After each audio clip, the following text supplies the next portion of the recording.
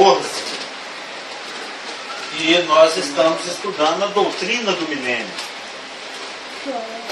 A doutrina do reino messiânico.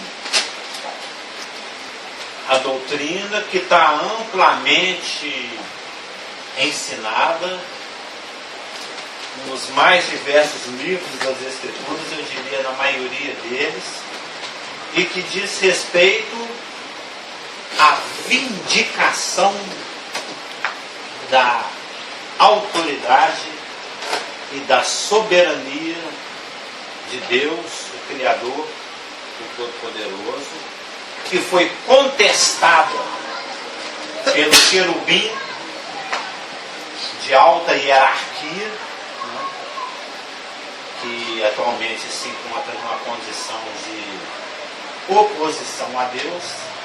Ele é o adversário, ele é Satanás, ele é aquele que boleia pelo dia, né, que ele lança através, ele derruba, ele é o diabolos, e ele desafiou a autoridade de Deus e estabeleceu um reino, um império que se opõe à autoridade e ao governo de Deus. E tendo em vista essa contestação, a contestação da autoridade eterna de Deus sobre aquilo que ele criou, ele ainda tem os direitos autorais, ele não aceita ser pirateado, ele elaborou um plano. E esse plano vem se desdobrando através da história. E como Deus não faz nada sem que antes ele comunique aos seus servos, os profetas, ele foi antecipando esse plano, progressivamente detalhando esse plano ao longo dos milênios, ao longo dos séculos, ao longo da história. Isso fez com que várias pessoas ao longo da história passassem a viver em função do cumprimento dessa promessa de estabelecimento do reino de Deus através do seu ungido, do seu enviado, do seu Messias. Reino esse que vai ser a manifestação dentro da estrutura do tempo daquilo que na realidade ultrapassa os limites do tempo e do espaço, que é a autoridade de Deus governar soberanamente. Então, essa pessoa, o Messias, com a prometida implantação do seu governo, também conhecido por reino messiânico, foi aguardado e expectado por muitos milênios, por diversas pessoas, em especial por aqueles que pertencem à nação de Israel, que é a nação eleita, aquela nação que foi escolhida para ser sacerdócio real, para intermediar entre Deus e o homem, para, dentre muitas coisas, trazer inclusive a semente da mulher, Jesus Cristo, segundo a carne, para que ele fosse o mediador dessa redenção.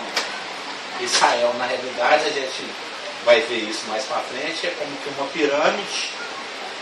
Essa pirâmide tem como a sua base, ela é composta por todo israelita, mas nem todo aquele que é de Israel é de fato israelita. O verdadeiro israelita é aquele que, além de ter o DNA de Abraão, ele crê com a fé de Abraão. Isso já forma uma porção menor intermediária aqui na pirâmide. E a cúspide, né, o píncaro, o cume, o topo da pirâmide é o próprio descendente, o descendente por excelência, o D3, que é Jesus Cristo. E é em ele e através dele, por ele, que todas essas promessas vão se cumprir. E quando nós quando contemplamos o conteúdo escriturístico que é pertinente a essa doutrina, não a este livro, mas a essa doutrina do milênio, você fica assim assuntando, você dá uma olhada assim em Zacarias, você volta em Isaías, você for ler mais um pouquinho, chega em Jeremias, você vai mais para frente um pouquinho, vai ler em Miqueias. Aí você começa a perceber que uma certa expressão aparece com uma considerável, como é que fala? Ocorrência.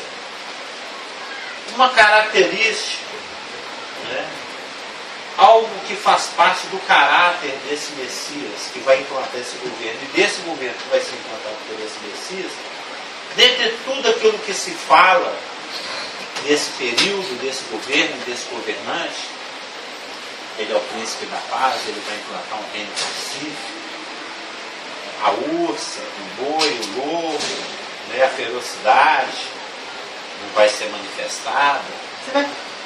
As nações não vão mais levantar uma espada contra a outra, não vai ter mais violência. A espada vai ser uma coisa tão inútil que o cara vai falar assim, uai, aí faz agora ter esse monte de espada, aderte aí, transforma em instrumentos agrícolas. Né? As espadas vão ser transformadas em relhas de arado, porque não tem utilidade, não briga, ninguém vai brigar. E além de ser um rei e um reino caracterizado pela passividade, pela paz, é pela passividade ou pacificidade? Não sei, vai ser muito passivo. Vai também haver um grande progresso. Tem as duas palavras, eu acho. Infraestrutural, social, previdenciário, tudo vai ser muito bom. Saúde, paz, prosperidade, produtividade. Nós vamos ver versículos. Vamos ver até um versículo hoje aqui que o trem vai ficar tão bom para o agricultor que assim que o cara arranca uma leguminosa do solo, o outro aproveita o buraco que ficou e já joga a semente. Não precisa nem descansar. De tão produtiva que vai ser a terra. Vamos ver, esse versículo está. Vamos desenvolver daqui a pouquinho. Um profeta pouco visitado. Carlos, eu fiquei curiosa que você falou. Isso é só um preâmbulo, nós estamos repassando que já foi falado. Não, mas é porque quando você falou da palavra que aparece no seu texto, você está falando daquela palavra de Tzedeque? Eu ainda não falei, vou falar. Mas era ela que você queria. Que eu tô, ela que eu vou falar. Eu já toquei com a canetinha, eu vou marcar. É que eu gosto de preparar o terreno, não, Rafael? Deixar aquela expectativa. Com papel na mão, a gente vai atrás. Até a Elaine, assim, até a Elaine que é um pouco mais letárgica, é um pouco mais sonolenta durante os estudos, esse plano dominical, ela já percebeu que palavra é essa. Essa palavra é a palavra justiça. Ela ocorre com muita frequência naquelas passagens escriturísticas pertinentes a essa doutrina. Na realidade, é o que mais se destaca. Na realidade, é a característica mais basilar, né? Mais que forma o sedimento de todo o governo messiânico. É a justiça. Nós vimos semana passada. O Senhor, Ele é um rei justo que vai reinar em justiça. Isaías 32:1. O pastor falou que gosta muito, que discute muito com não sei quem, esse versículo. Está aí um rei que reinará com justiça. Acho que foi o Cláudio que você citou. Foi, ele gosta muito. Eis aí um rei, ó, olha ele aí, ó. Ele vai reinar com justiça. E esse rei que vai reinar com justiça, ele reina com justiça porque a justiça é a cinta do rim dele. E a cinta, nós vimos isso no nosso estudo da armadura lá de Efésios 6, é aquilo que dá sustentação para todo o restante do aparato. Né? Ele é a base, ele é aquilo que dá sustentação para a vestimenta, pelo menos a oriental. Né? Até para nós também, se você tirar o cinto, a calça cai. É verdade. E da mesma forma que o cinto ou a cinta é que dava sustentação a toda a vestimenta, é a justiça que vai dar sustentação para todas as ações governamentais messiânicas. Todas as ações, tudo que for ser feito, vai se apoiar e ser sustentado pela justiça. A grande e maior característica do rei Messias e do seu reino messiânico é a justiça. Nós vimos também que a consequência da justiça é a paz. Nós vimos N versículos aí, Salmo 72:3, Isaías 32:17, Isaías 60:18, está na apostila, Zacarias 8, 4 e 5, sendo que aqui eu usaria assim para resumir, está em Isaías 32, 17. O efeito da justiça será a paz. O efeito da justiça será a paz. E o fruto da justiça, repouso e segurança. Está aí na apostila. N versículos, isso aqui é só o pinguinho, né? Depois nós vamos, vai ter uma apostila dessa também de 9 ou 10 ou 11 páginas só falando sobre a paz. Isso aqui é só sobre justiça. Essa característica basilar, que dá a base, né? Então a consequência da justiça vai ser a paz. E nós vimos também na semana passada, uma vez que não vai existir mais desolação, ruínas, violência, injustiças, guerras, cisâneas, picuinhas, né? Durante o governo messiânico. Tanto é que Isaías 2,4 fala que os povos converterão as suas espadas em enxadões e as suas lanças em foices. Isaías 32, 22? Não, 32, 17. O fruto da justiça é a paz, né? E o 22 é... Hã? Efeito? O efeito da justiça será a paz. É a consequência. A pedra que cai vai gerando aqueles ciclos concêntricos. Não, é o 23, 22. E para porque o Senhor é nosso juiz, o Senhor é nosso legislador, o Senhor é nosso rei, e Ele nos salvará. Toda a estrutura do governo unida numa pessoa só, é o executivo, o legislativo e o judiciário. Eu estou naqueles versículos no Provérbio 21, 21. O que segue a justiça e a bondade achará a vida, a justiça e a honra. Cadê a paz? Mas a justiça. Tá. Não, mas daqui a pouco nós vamos ver dezenas de versículos que falam a respeito desse assunto. Não, a justiça é a base de tudo. Nós vamos ver hoje. Hoje é um assunto que apetece muito às advogadas e advogados. É a massa de trabalho dela e a justiça. O advogado, essa profissão foi criada para promover a justiça ou a injustiça, dependendo de quem o contrata. Né? Mas ele trabalha com essa matéria-prima, a justiça. Mesmo que seja para distorcê-la, mas ele trabalha com ela. Pode estar na mão de Deus, o advogado também fica na mão do juiz, porque às vezes você faz tudo certo, mas o juiz tem outro pensamento. Ainda bem que o Senhor Jesus é um reto juiz, né? Porque também existem juízes corruptos. O Geraldo falou isso ontem no culto. Que com Deus a gente não corre o risco do julgamento dele sair errado. Tanto é que toda e qualquer causa entrega para ele. Em todas as instâncias das nossas vidas, Deus está... Eu, por exemplo, não sou bobo não, eu entrego tudo para ele. Eu não pleiteio nada, não brigo de nada, não escuto nada e não vingo nada. E esse versículo... Tudo eu coloco na mão dele, eu não sou bobo. Em Isaías 35, 14, que eu citei ontem na pregação, pois o Senhor julga o seu povo e se compadece dos seus servos.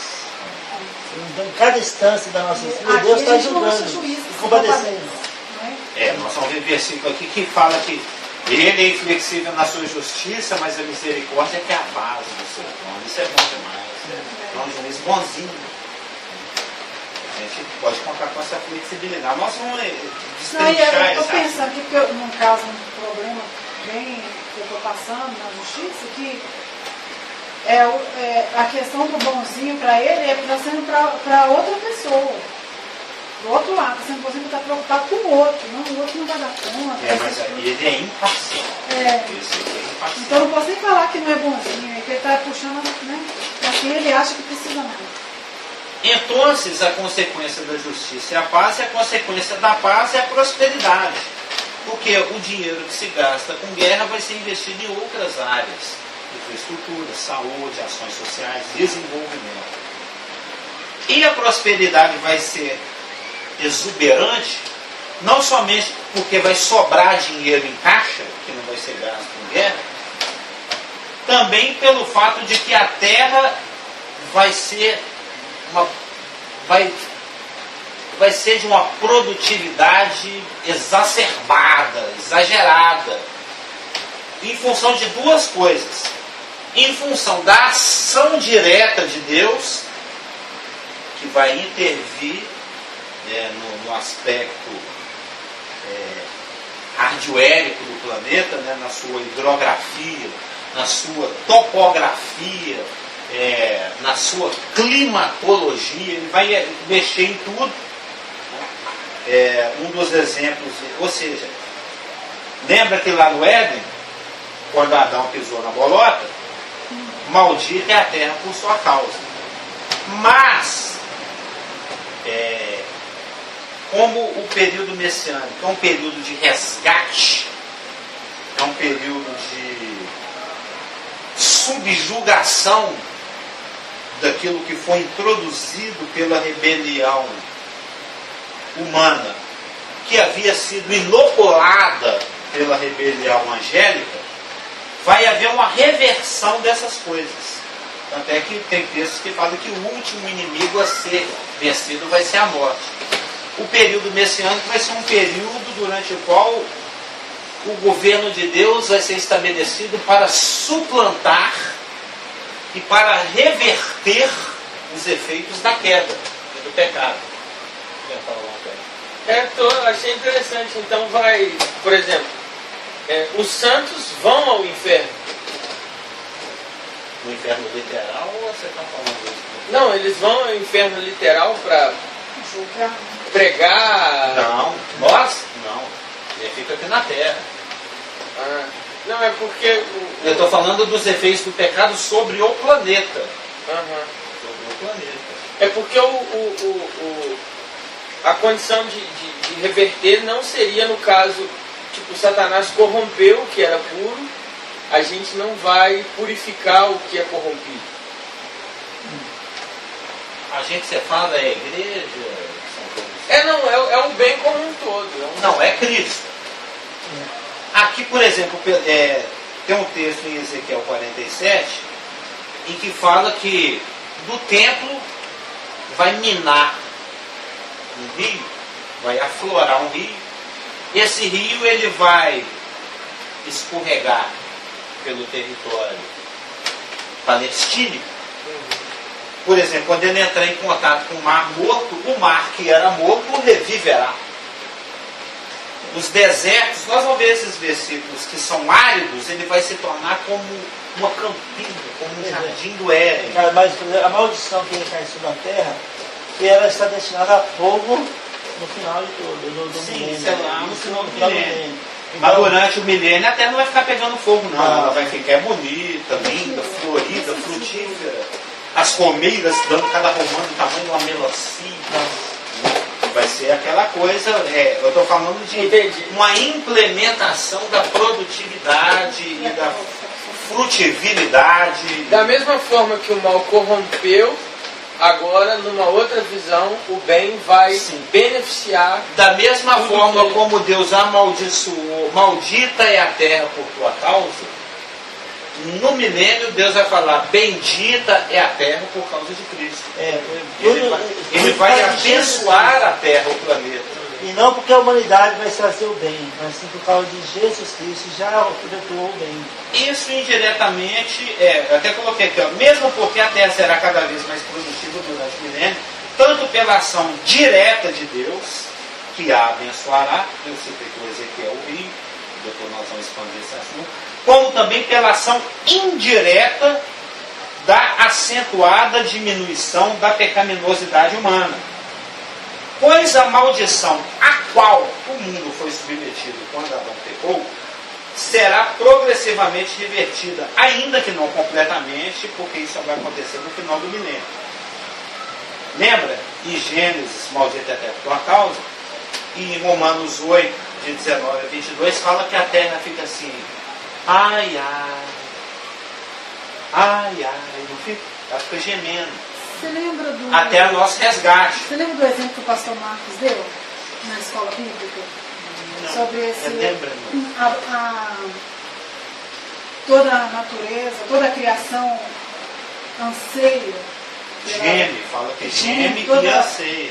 Geme e anseia. Ele usou o exemplo que a palavra no grego, eu tenho que ver meu caderno, porque eu tenho meu caderno da época. Eu não sei qual que é a palavra, mas que era como se fosse, ele usou o exemplo do ganso quando está voando, aquele tanto passando no céu, acho que os Estados Unidos tem muito isso, ele usou esse exemplo. Eles vão fazendo Eles assim com a mandam bala. cabeça, sabe quando eles vão assim com a cabeça, ansiando, aquela ansiedade, aquela coisa, aquela busca, ele diz que Chegar logo. Né? Mesmo que eles voam pouco, né? Eles voam lá da Terra do Fogo até no Canadá. Você já viu? ele diz que é essa Atravessa os dois ansiedade, hemisférios.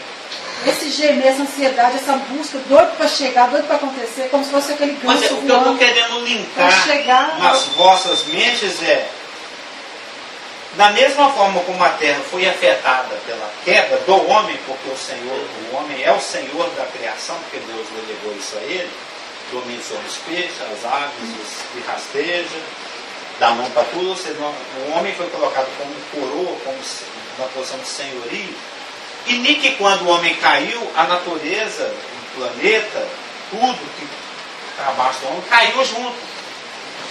Então, o pecado do homem afetou a criação. E até que o homem seja redimido total e finalmente, a natureza está debaixo dessa condição junto com o seu Senhor. Porém, dentro do milênio, o pecado vai ser uma coisa muito rara e esporádica. Porque nós vamos ver o nível de espiritualidade vai ser alto.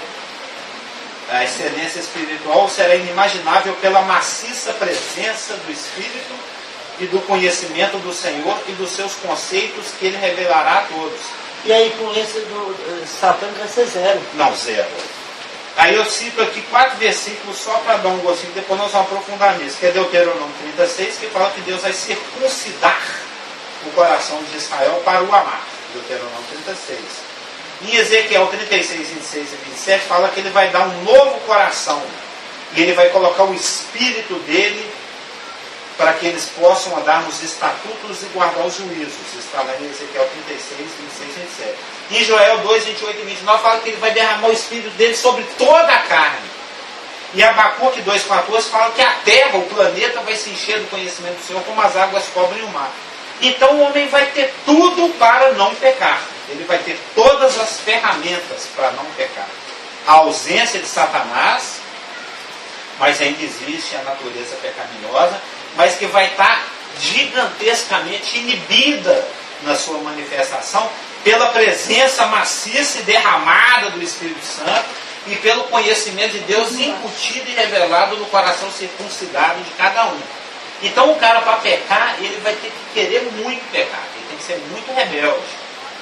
Mas isso vai ser escasso, pouco, esporádico. Então, no milênio vai se pecar muito menos do que se peca hoje. E tendo em vista que existe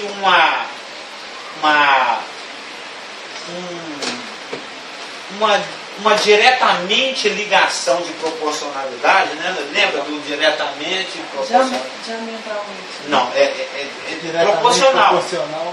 Como o pecado, como a natureza está linkada, está amarrada, escravizada, proporcionalmente à pecaminoância humana, isso é o que eu falo aqui, tanto pela ação direta de Deus, vai haver uma produtividade maior no milênio, ele vai abençoar diretamente, como pela ação indireta da acentuada diminuição da pecaminosidade humana, pois a maldição a qual o mundo foi submetido quando Adão pecou será revertida progressivamente, ainda que não completamente até o final do milênio.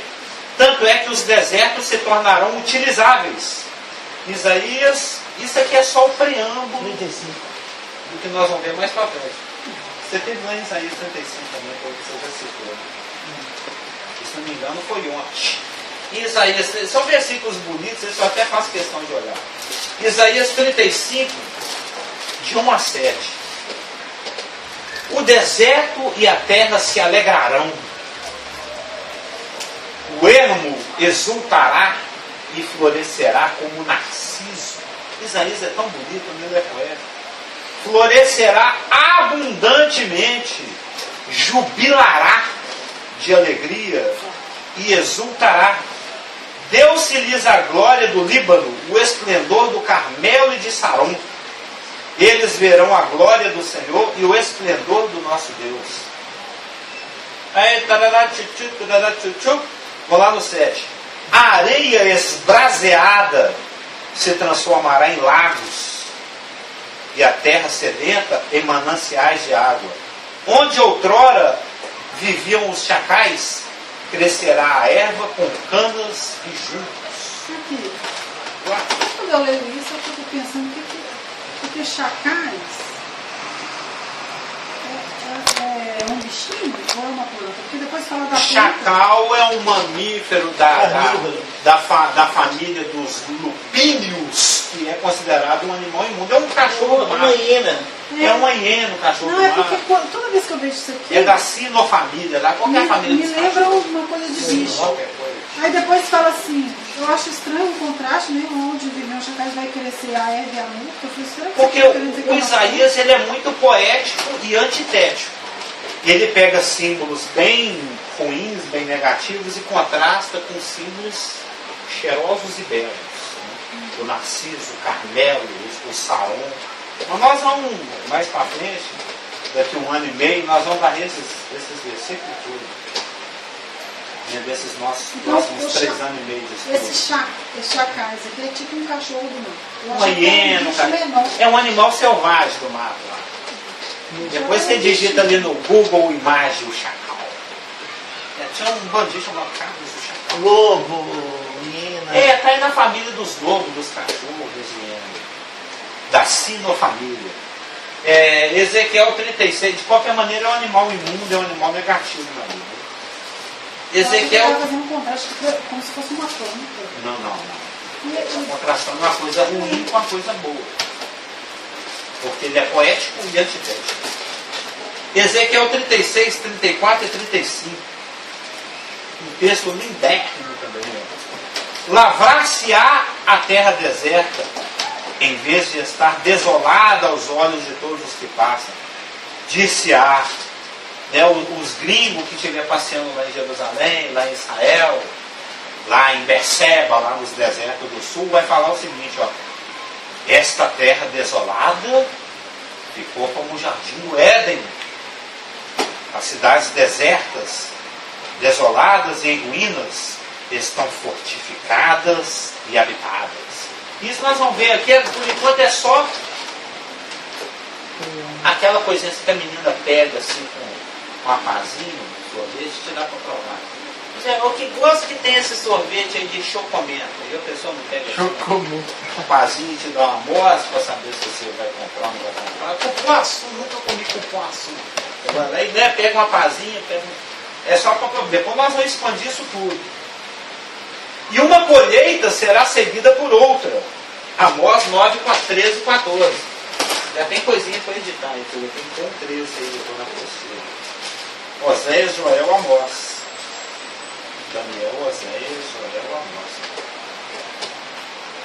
Amós 9, 14. Não, olha para você ver que exagero. A produtividade. Aonde tem que arrumar, cara? Desculpa. Onde está o Oséias aí? Eu pus 14, mas é 13 e 14. Onde fala que uma colheita será seguida de outra. O rapaz vai ler arranca o nabo, a cenoura, o rabanete, né? A beterraba do solo. Na hora que ele vai tampar, já chega o rapaz com a semente. Não tampa não, só aproveitar um pouco, só plantar a próxima colheita. Também aqui o rapaz, que é um rapaz agropastoril, o Amós, né? A carta dele está recheada de figuras agropecuáricas, né? Ele usa isso para trazer o entendimento dos seus leitores. O que está falando aqui é de abundância. Amós 9, 13 e 14. Eis que vem dias, diz o Senhor, em que o que lavra segue logo ao que ceifa, e o que pisa as uvas ao que lança semente. Os montes destilarão mosto. Eu estava usando pique, esses textos são demais. E todos os outeiros se derreterão. Mudarei a sorte do meu povo de Israel. Reedificarei as cidades assoladas, e nelas habitarão. Plantarão vinhas e beberão o seu vinho. Farão pomares e lhes comerão o fruto. Lembra da desgraceira que tem lá em Deuteronômio por causa da desobediência? A mulher te trai, a cabrita seca, a videira não dá uva, o muro cai. A linguagem do milenial é o contrário. É abundância, é uva gigante, é romã bonita, é trigo sobrando, é estrada bem asfaltada. O rapaz mal acaba de colher, hoje já chega plantando. É produtividade exacerbada mesmo, muita fartura. Você chega lá, você vai lá no sacolão lá que vai ter lá no Mercadinho de Jerusalém, tem aqueles tomates podres misturados, só tomatão bonito, aquele limão parece que foi envernizado, gigante, já viu? Eu já trabalhei Parece que é de plástico. eu já trabalhei na Ceasa.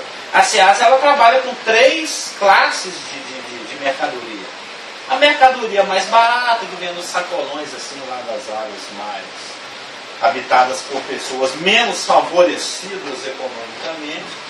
Já os limões, as peras, as maçãs, que vão para aqueles supermercados hortifrutis lá do Funcionários, Mangabeira, Santa Antônia, parece que é uma coisa de cinema, assim, é uma coisa linda, o bom preço também é absurdo. Porque hoje é uma qualidade superior. Lá não tem classe A, classe B, classe C, nem de dinheiro, nem socialmente, nem no Ceará. É tudo bonitão, é tudo lindão. Nós vamos ver isso. Vai ser uma belezura. Você que não gosta de fruta, lá no Milênio vai ser até meio chato. Não, o Isaac vai conversar. Porque lá o bicho vai ser bom. Nós vamos ver o pepino, tem versículo para tudo. Né, Isaac? Fala aí que você vai comer as frutas do Milênio. Cada figão desse tamanho, assim. Eu gosto de um figo maduro, hein? Já comeu figo? Demais.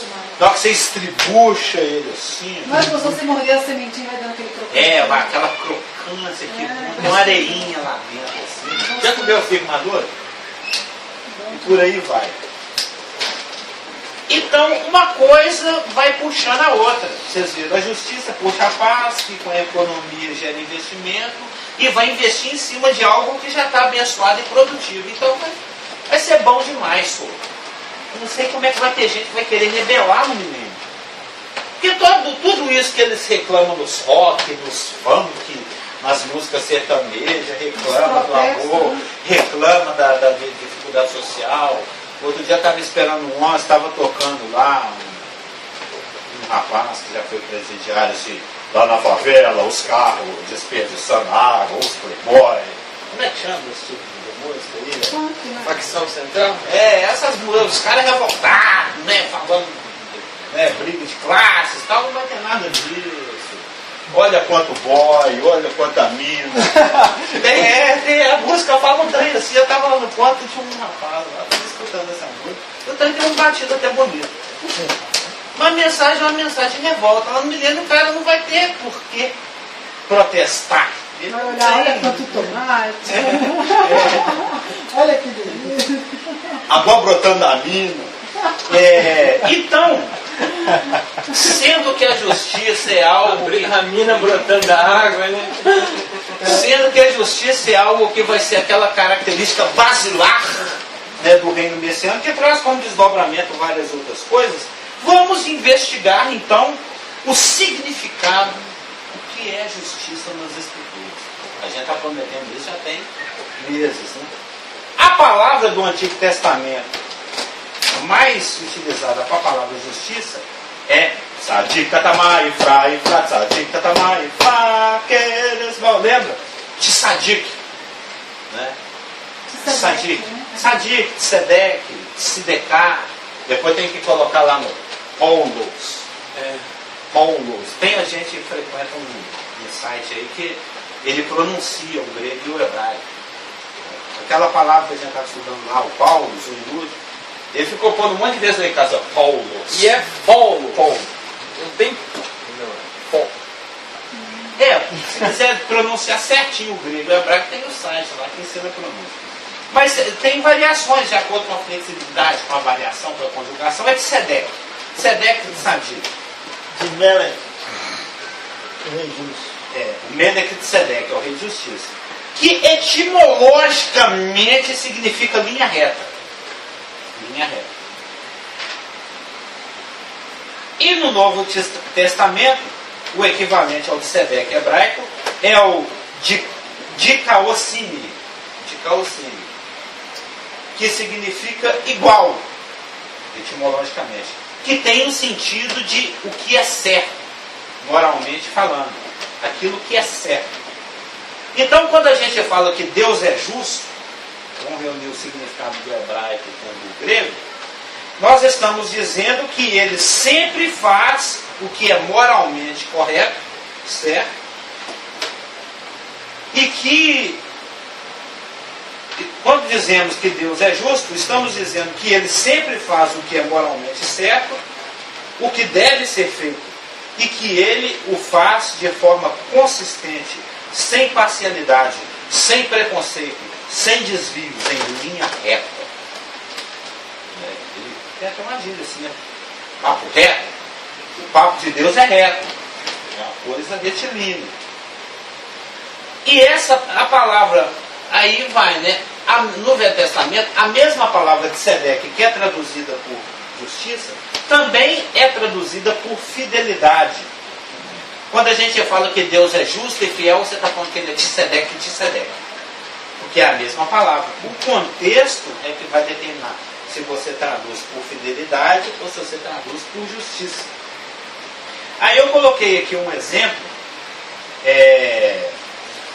de Neemias 9, 8 e 9, 33, onde a palavra de Sedeque aparece duas vezes no texto, e no mesmo texto ela é traduzida por justo e por fiel. Neemias 9, 8. Porque tu és Tsedeque. Alguém está fazendo uma oração. Em tudo quanto tem vindo sobre nós, pois tu Tsedecamente procedeste. Porque tu és Tsedeque em tudo quanto tem vindo sobre nós, pois tu Tsedecamente procedeste. E o primeiro Tsedeque foi traduzido por justo e o segundo por fielmente. Ou seja, o sentido é que procedeste de forma correta. Correta, fazendo o que é certo, e nós perversamente. É tipo aquela oração do Daniel, né? Nosso negócio aqui é ficar vermelho de vergonha. O corar de vergonha, né? Nessa oração da Daniel 9. Mas ambas significam a mesma coisa. Porque tanto a justiça de Deus como a fidelidade de Deus tem a ver com as suas ações. Nós vamos ver que as ações dele são fruto da natureza dele, que é santa, mas isso é mais para frente.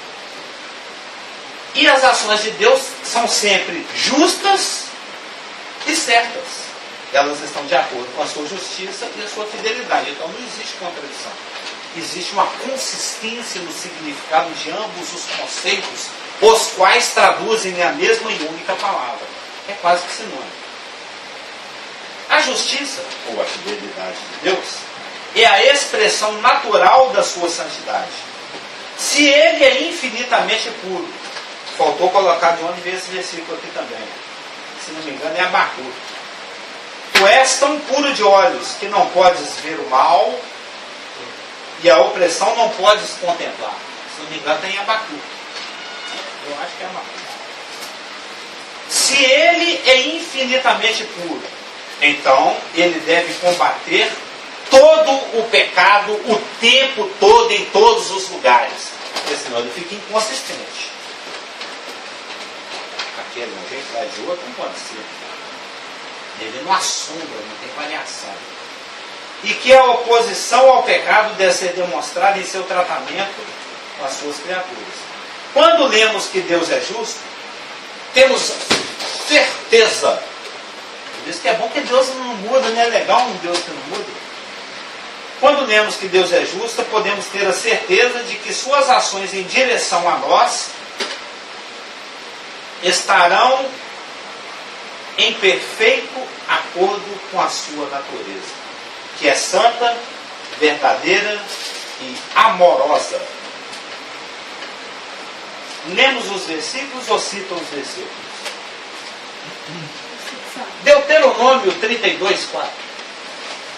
Quando lemos que Deus é justo, a gente pode descansar que as ações dele, ainda que estão em função da justiça, mas elas têm como base a sua santidade, a sua verdadeirância e a sua amorosidade. Verdadeirância seria só autenticidade, né? Deuteronômio 32, 4. Que diz o seguinte: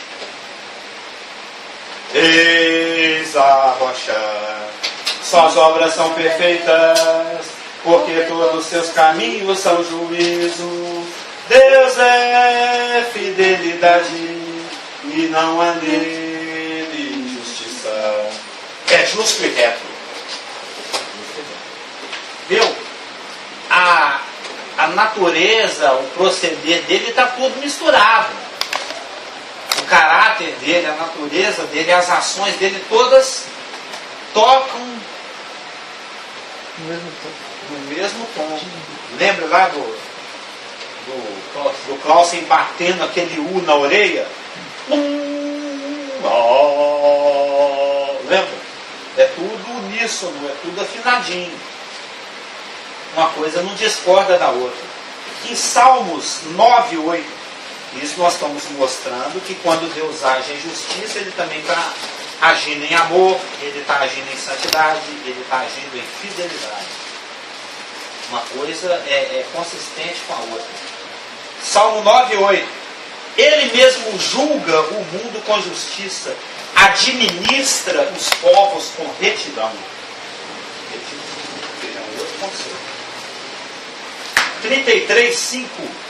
Salmo 33, 5. Ele ama a justiça e o direito. A Elaine fez faculdade de direito.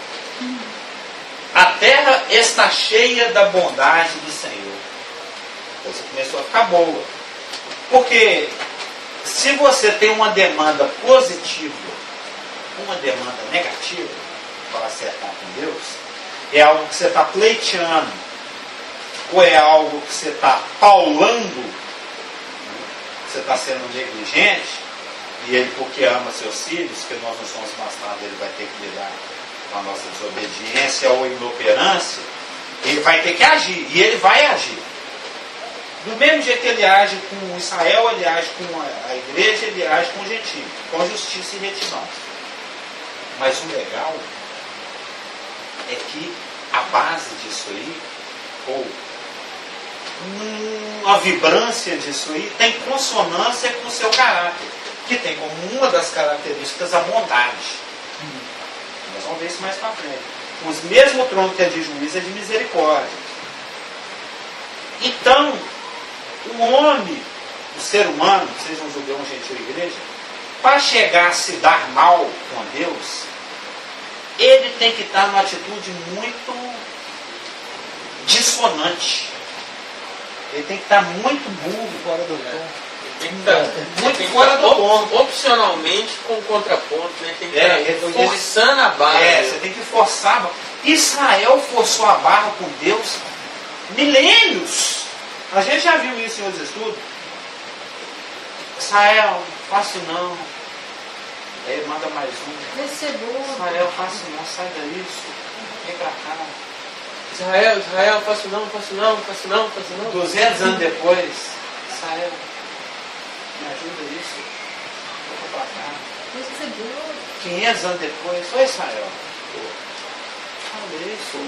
Volta pra cá, volta pro caminho. Larga essa cisterna cheia de lama. Vem tomar água viva aqui. Eu vou ficar com mal. Oi Israel, por favor, estou te pedindo. Volta pra mim, eu te amo. 900 anos depois, oi Israel. Passa milênios, passa séculos. Israel começou a pisar na bola no Monte Sinai. Eu já falei isso. O Moisés chega aqui, a tábua com os 10 mandamentos, não fará para ti imagem. Já fizeram a imagem de escultura? Eu nem inaugurei o mandamento, vocês já fizeram dizer. Ele ficou tão nervoso que quebrou o negócio, ele chutou a jogou o balde longe, pôs fogo no negócio, fez o pessoal beber a água com a cinza. Vocês já leram a passagem. Então eles começaram a pisar na bolota. É tipo a noiva que deixa o noivo no altar e vai trair com o outro rapaz lá atrás da sacristia, como se diz. Já desde o dia do casamento ela já começou, Israel já como esposa, já começou a ser infiel a Deus. E só foi ir para o cativeiro, aí você faz a conta, 1450 menos 586. 1000 anos depois. 1000 anos depois. 1000 anos. Esperando. Porque está de conforme com a sua justiça, as suas ações que são certas e fiéis, elas estão de conformidade com o seu caráter. Uma das características do caráter dele é a bondade. No Salmo 89, 14, Salmo 89, 14, diz que justiça e direito são o fundamento do seu trono. Falei que é a base lá, é a base. Uma graça e verdade te falar precedem. direito, né? Não, é direito no sentido de causa a ser julgada. Sempre que a palavra direito aparece no Novo Testamento, é algo pleiteado. Uma lide, né? Uma lide, um processo. Mas eu estou achando interessante falar isso, né? Isso é a base do trono. Nós não temos mais versículos. Mas melhor do que ser a base do trono, graça e verdade te precedem. Quando Deus está chegando, lá na frente vai duas meninas saltitando, assim, são as damas de honra dele. A graça e a verdade. Nossa, seu nome, querida, é Graça. E a sua? Aletheia. É aletheia, que é verdade? Eu confundo verdade com alegria. Eu acho que é aletheia. Consulto. Não, mas que teteia, né? Todas as duas com Maria Chiquinha. Salmo 111, 7. Salmo 111, 7. Que diz o seguinte: as obras de suas mãos são verdade e justiça, fiéis todos os seus preceitos. Salmo 145, 17. Também está tudo aí na postura. 146. Você está anotando as correções, os adendos? Os que você está falando, eu acho que eu estou arrumando. Justo é o Senhor em todos os seus caminhos, benigno em todas as suas obras. E Jeremias 9, 24. Isso aqui é só a pazinha com um pouquinho do cupuaçu. A banana split está mais para frente. Jeremias 9, 24. Jeremias 9, 24. Qual que você falou que tinha uma correção agora? Falou não, né? Falei ali no segundo parágrafo da página 2, está faltando o versículo do És tão puro de olhos. O 13, tá. De Amós. O do Amós foi na página anterior. Você perguntou para mim agora, achei que tinha algum novo aqui, não, né? Não, ainda não. Sempre vai aparecendo.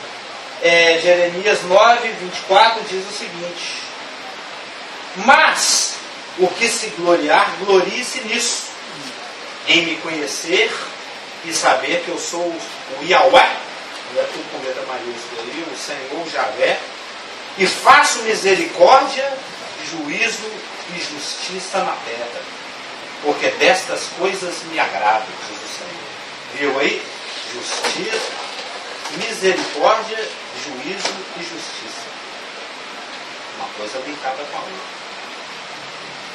Porque Deus é justo e correto, Ele estabeleceu o governo moral do mundo. E ao estabelecer o governo moral do mundo, que é o que o cientista não consegue explicar, de onde vem, que o átomo fica brotando sozinho, a célula sofrendo mutação, aí o carbono comer carbono. O peixinho vai virando um anfíbio, o anfíbio vai virando um mamífero, o mamífero vira um macaco, o macaco vira um homem. Mas de onde vem o conceito de moralidade? A questão da consciência. Isso não tem como você explicar de maneira arduera. Isso aí tem a ver com Deus, evidentemente. O conceito de alma, né? De alma, de eternidade no coração, de todo um outro estudo. Mas porque Deus é justo e correto, ele estabeleceu o governo moral do mundo. Romanos 1 e 2 falam sobre isso. Estabeleceu princípios que são santos e bons. Lembra? Tem um versículo que fala que a lei é justa e boa. Salmo 19. E acho que em Romanos também, em algum lugar. E depois acrescentou consequências que são justas e corretas para quem violar esses princípios. Romanos 2, de 6 a 10.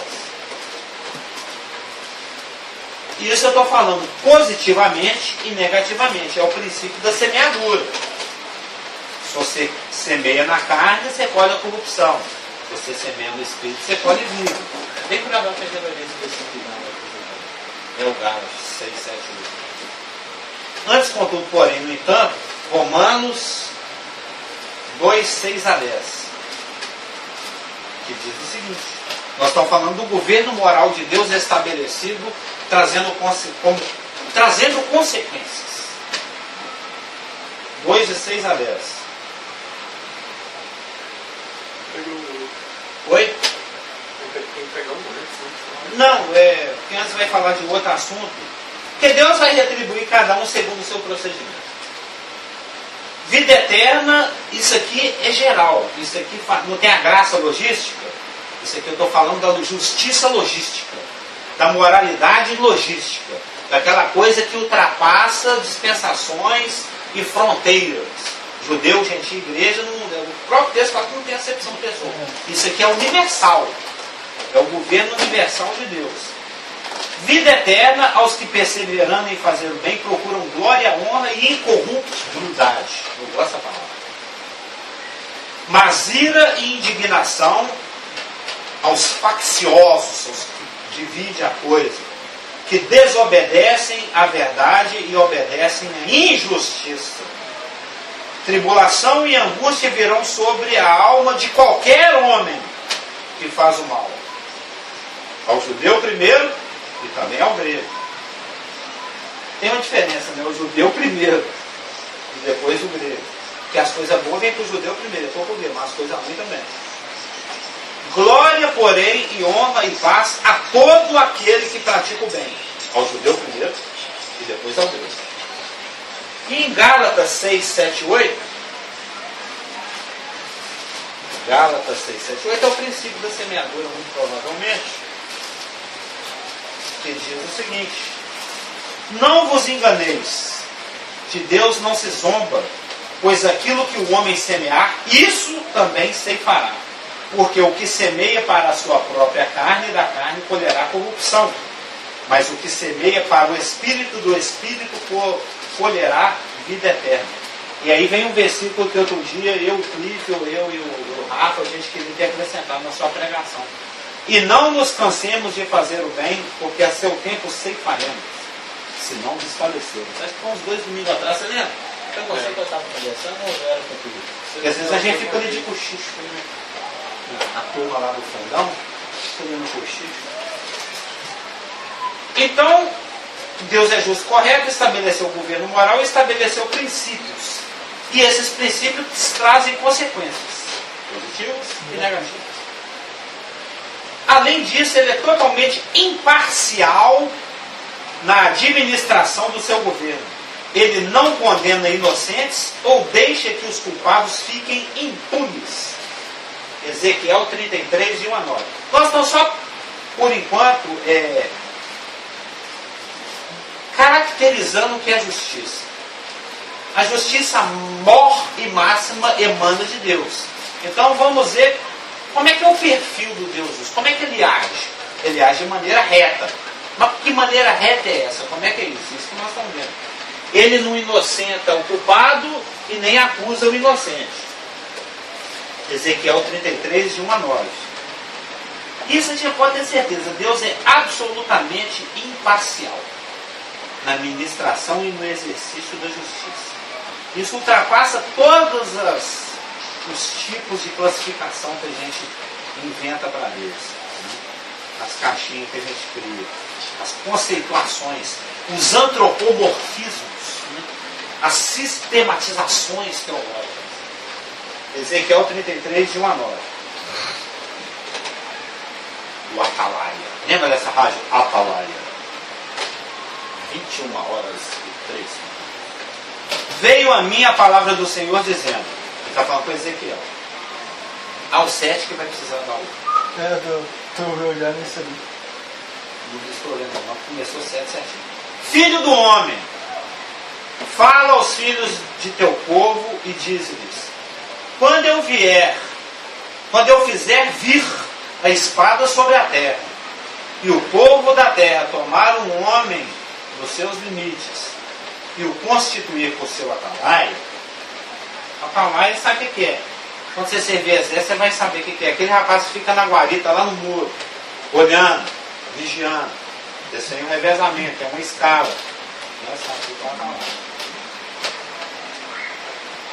E vendo ele que a espada vem sobre a terra, tocar o chofar e avisar o povo, se aquele que ouviu o som do chofar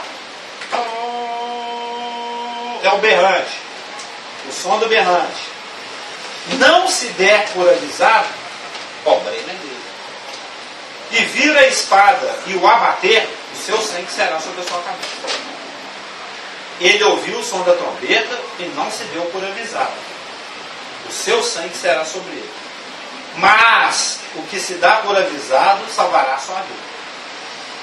Mas se o atalaia vir que vem espada e não tocar a trombeta e não for avisado o povo, se a espada vier e abater uma vida dentre eles, este foi abatido na sua iniquidade, mas o seu sangue demandarei do atalaia. A ti, pois, ó filho do homem, agora é o ai do Ezequiel, né? A ti, pois, ó filho do homem, te constituí por atalaia sobre a casa de Israel. Tu, pois, ouvirás a palavra da minha boca e lhe darás aviso da minha parte. Se eu disser ao perverso, ó perverso, certamente morrerás. Eu estou achando engraçado porque o texto é tão engraçado. Se eu disser ao perverso, ó perverso. Mas tem o texto é alegórico. Não, mas eu estou falando assim. O próprio texto, né? Parece que é característica. Eu dei a voz para ela para poder tomar água. Característica do texto grego. O meu patrão, ele fala isso direto. Ele chega. Ó, perverso? Não, ele chama Bruno, né? Ele chega todo final de. Toda vez que ele vai contar alguma coisa, ele fala assim. Não, aí foi, o cara me falou, Bruno, faz isso. Ele coloca o nome dele. Não é engraçado esse. Ainda escrever assim é mais engraçado. Se eu disser ao perverso, ó perverso, certamente morrerás, e tu não falares para avisar o perverso do seu caminho, morrerá esse perverso na sua iniquidade. Mas o seu sangue eu o demandarei de ti. Isso serve para os pastores também, vocês sabem, né, pastor? E para nós da igreja todos. Mas se falares ao perverso para o avisar do seu caminho, que é a nossa atalaia, para que dele se converta, e ele não se converter do seu caminho, morrerá ele na sua iniquidade. Mas tu livraste a tua alma. O Ezequiel ficou sob pressão, né? Cumpre ao atalaia ser fiel ao seu ministério. Tu, pois, filho do homem, dize à casa de Israel, assim falais vós, visto que as nossas prevaricações, os nossos pecados estão sobre nós, e nós desfalecemos dele, como, pois, viveremos? Dize-lhes, tão certo como eu vivo, diz o Senhor Deus, não tenho prazer na morte do perverso, mas em que o perverso se converta do seu caminho e viva. Convertei-vos dos vossos maus caminhos. Pois, por que havíeis de morrer, ó casa de Israel? Ainda não. Está prestes, né? Deus não condena inocentes. Naum 1:3. Naum, pode ser já a moda para Naum 1:3. Isso aí é bom, né? Deus não condena. O Senhor é tardio em irar-se, mas grande em poder, e jamais inocenta o culpado. O Senhor tem o seu caminho na tormenta e nas tempestades, e as nuvens são o pó dos seus pés. Você sabia que vem daqui, né? E as nuvens são o pó dos seus pés, incomparável. Sabia que é Naum 3? C. Vou falar isso lá, Naum. Quando eu falar assim, você que a gente cantava a Bíblia, não, a gente canta a Bíblia assim. Pelo menos na 1, 3 nós estamos cantando. C. Jó 37, 23. Falando no ensaio, vamos pegar do Naum. Pegar do Naum. Jó 37, 23. Goiânia e Salmos. Já lá o Jó está tomando sabão de Deus. Né? Quando Deus gosta, né? Inclina Jó, eu gosto do versículo 14. Inclina Jó a tudo isso. Para, stop e considere as maravilhas de Deus. 37, 14. Então depois eu quero dar uma amarelada nele, viu, Marcos? O nosso agora é o 37, 23. Ao Todo-Poderoso não o podemos alcançar. Ele é grande em poder, porém não perverte. Ele não se deixa corromper, não é subornável. Não perverte o juízo e a plenitude da justiça. Pedro diz que ele é um Deus que julga imparcialmente segundo a obra de cada homem. 1 Pedro 1,17. Seu tratamento nunca é mais duro do que aquilo que o crime demanda, do que o que o crime exige. Gênesis 20, de 3 a 7. A pena. 20, de 3 a 7.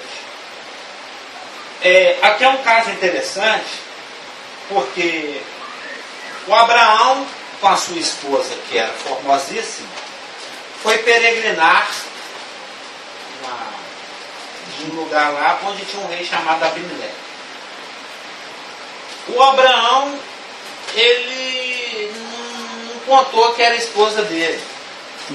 Aí o rei falou, bem, e aí, cunhado, beleza? E pegou a esposa do Abraão para si mesmo. Só que a esposa do Abraão é algo assim que não é bom mexer, né? Porque ela vai ser a mãe do Isaac. A mãe do Isaac, o filho da promessa, Jesus. O plano de Deus todo penhorado naquela mulher. Que era até estéril, né?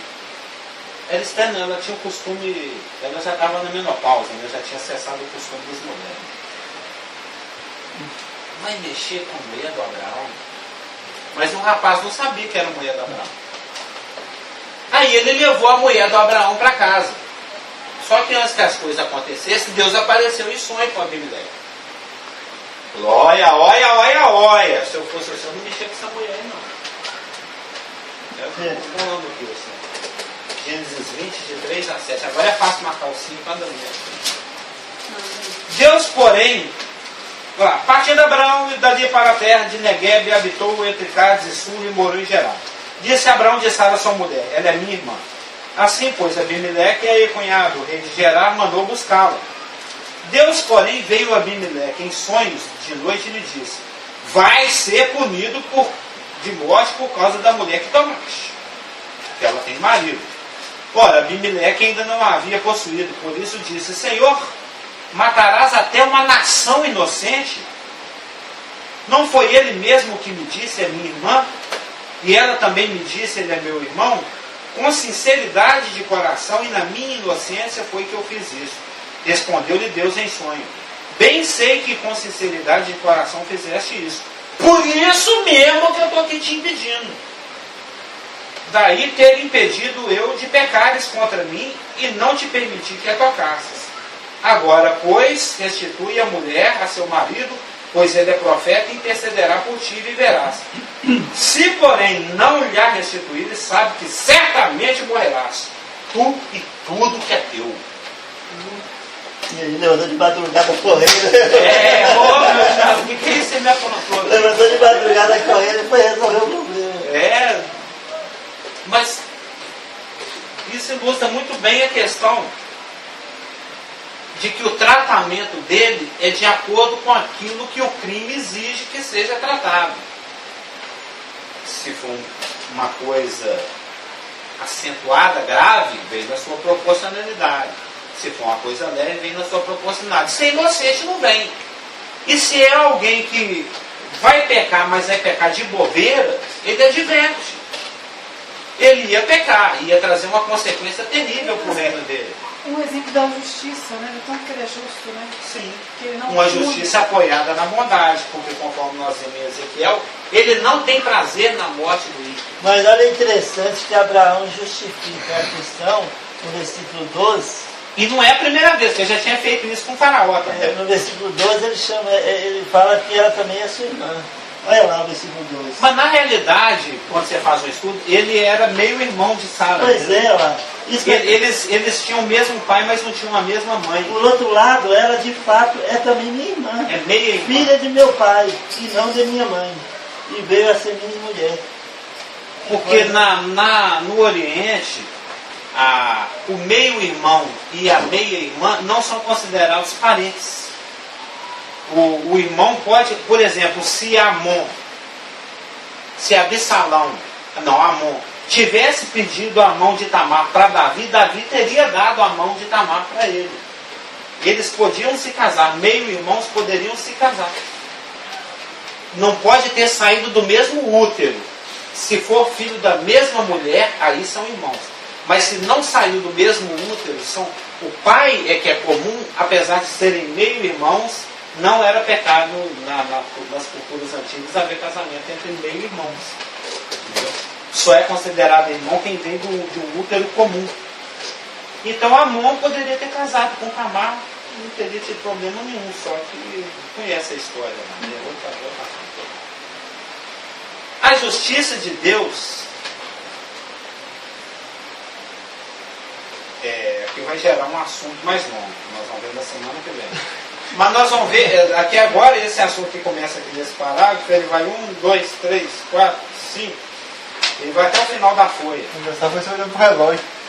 Que é a questão de a justiça é uma coisa tão sine qua nônica nos concertos divinos e no estabelecimento do governo divino e nas ações divinas e no proceder divino e no caráter divino e no povo e no reino e naqueles aquele que não conheceu o pecado, ele fez pecado por nós para que nele fôssemos feitos o quê?